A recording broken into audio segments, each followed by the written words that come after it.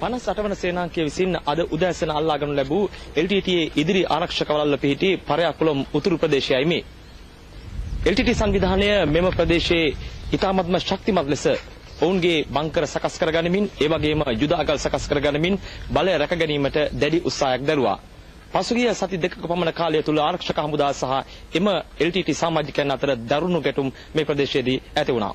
කෙසේ වෙතත් අද උදෑසන ආරක්ෂක හමුදා එල්ල කළ දැවැන්ත ප්‍රහාරයකින් LTTE සංවිධානයට ඔවුන්ගේ ප්‍රධාන මර්මස්ථානයක් වූ මෙම ඔවුන්ගේ ඉදිරි ආරක්ෂක වළල්ල LTTEට අහිමි වුණා. එමෙන්ම ඊයේ පෙරිය පණ්ඩවිරිච්ඡාන් ප්‍රදේශයේදී අපි දුටු ආකාරයෙන්ම මේ ප්‍රදේශයේත් යුද අගල් කිලෝමීටර් 2-3ක් ඈතට දිවෙන ආකාරයෙන් සකස් කර තිබෙනු අපට දැක්කන් ලැබුණා.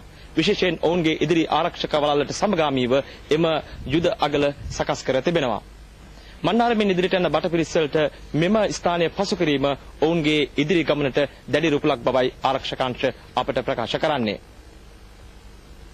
පරයාකුළම් උතුරින් වූ LTTE මෙම ඉදිරි ආරක්ෂක වළල්ල පිහිටි කලාපය තුල පිහිටි සාමාන්‍ය ජනතාවගේ නිවාස LTTE යුදකටු සඳහා යොදාගෙන ඇති ආකාරය මෙහිදීද අපට දැක ගන්නට ලැබුණා. LTTE පලා යද්දී එම නිවාස මුළුමනින්ම විනාශ කර ගොස් තිබෙනවා. මෙම ස්ථානයේ සිට පෙරියකුළම් දක්වා වූ ප්‍රධාන මාර්ගයේ මැද පස් යොදා අවීර කර තිබෙන ආකාරයත් අපට දැක ගන්නට පුළුවන්.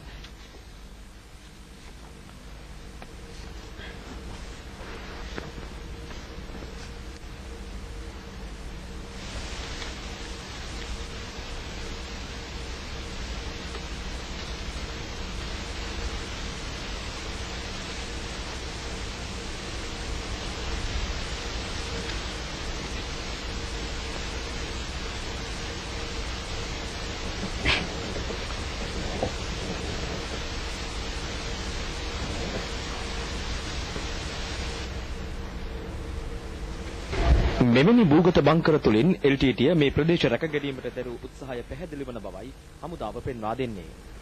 මෙවන් ඉලක්ක සොයා දැඩි වෙඩිබලයකින් ආරක්ෂක හමුදා ප්‍රහාර එල්ල කරනු ලබනවා.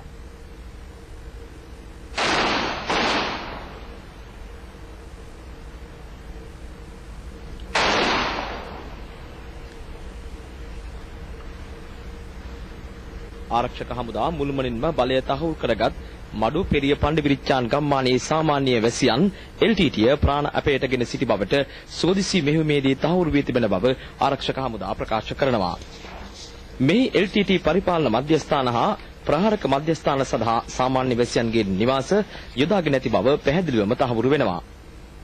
එම නිවාස අතරින් යුද අගල් සකස් කොට සාමාන්‍ය ජනතාව ප්‍රාණ අපේටගෙන ප්‍රහාර එල්ල කර ඇති බවද මෙහිදී දැකිය හැකියි.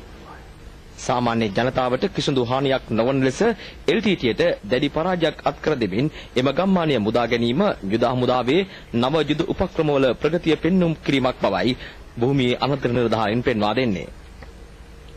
මේ අතර LTTE ග්‍රහණයේ සිටින ජනතාව ඔවුන්ගෙන් මිදී ආරක්ෂක හමුදා ප්‍රදේශ වෙත පලා ඒම දැන් තවත් වැඩි වී තිබෙනවා. මන්නාරම නන්නාටම්හි ඔවුන් සඳහා වූ සුබසාධක මධ්‍යස්ථානය තවදුරටත් පුළුල් කිරීමට රජය පියවරගෙන තිබෙනවා. දැඩි පරාජයක් ලබමින් සිටින LTTEන් තම දරුවන් මුදා ගැනීම සඳහා මෙසේ පලා ආ බව එම ජනතාව පෙන්වා දෙනවා. මෙහි වැඩි පිරිස වන්නේද ළමුන්.